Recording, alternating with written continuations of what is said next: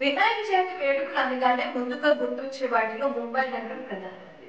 దేశ ఆర్థిక రాజధాని ముంబైలో నిర్వహించే గణేష్ ఉత్సవాలు కన్నుల పండుగగా జరుగుతుంటాయి. దేశంలోని అన్ని ప్రాంతాలకు చెందిన వారు వేడుకలు వీక్షించేందుకు ముంబై వెళ్తుంటారు. మరీ ముఖ్యంగా ముంబైలో కింగ్ సర్కిల్ లో జిఎస్బి సేవా మండల ఆధ్వర్యంలో ఏర్పాటు చేసి జిఎస్బి రాజా మండపానికి దేశవ్యాప్తంగా క్రేజ్ ఉంది. దీనికి కారణం ఈ మండపం కోసం నిర్వాహకులు తీసుకునే ఇన్సూరెన్స్. ఈ ఏడాది రికార్డ్ స్థాయిలో నిర్వాహకులు 400 కోట్ల రూపాయలకు ఇన్సూరెన్స్ చేశారు.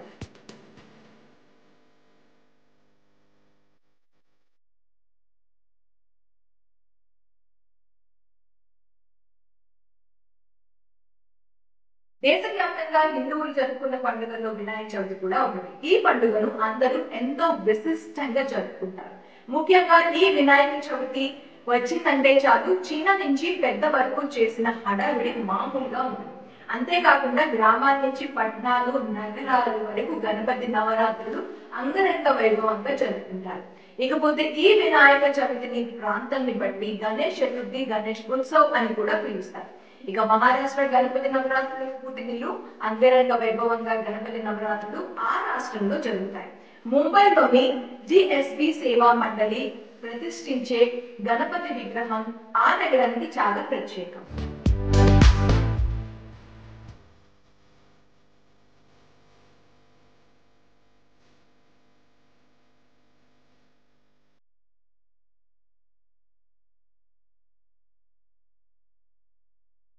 ముంబైలోని జిఎస్బి సేవా మండల్ ఏర్పాటు చేసే అత్యంత సంపన్న గణపతి విగ్రహం ప్రత్యేక ఆకర్షణ.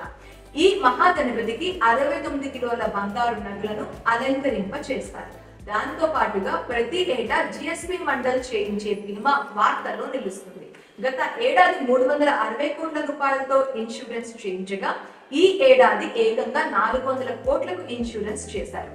గణేశుడి దర్శనం కోసం వచ్చే భక్తులు, వాలంటీర్లు, వంటవారు, సేవా సిబ్బంది, పార్కింగ్, సెక్యూరిటీ సిబ్బంది, స్టాల్ కార్మికులకు బీమా వర్తిస్తుంది. ఇదిలా ఉండే జిఎస్టి సేవా మండల్ ఈ ఏడాది 70వ వార్షికోత్సవాన్ని జరుపుతుంది.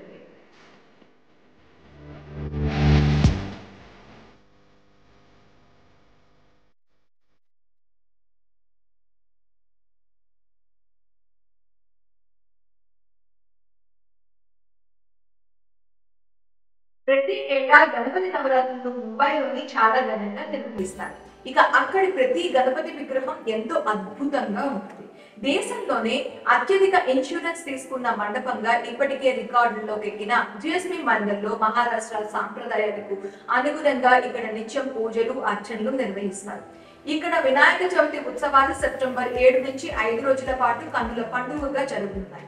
ఇతర విభిన్న పాలసీల ఆధారంగా జిఎస్బి పండుగకు వచ్చే భక్తులతో పాటు బంగారం, వెండి ఆభరణాలు, ప్రకృతి వైపరీత్యాలు సంబంధించిన బీమా పాలసీలను కూడా కొనుగోలు చేస్తుంది.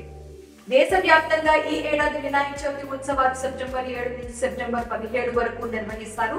సెప్టెంబర్ 17న ఆ మహాగణపతికి ఘనంగా నిమజ్జనం జరుగుతుంది.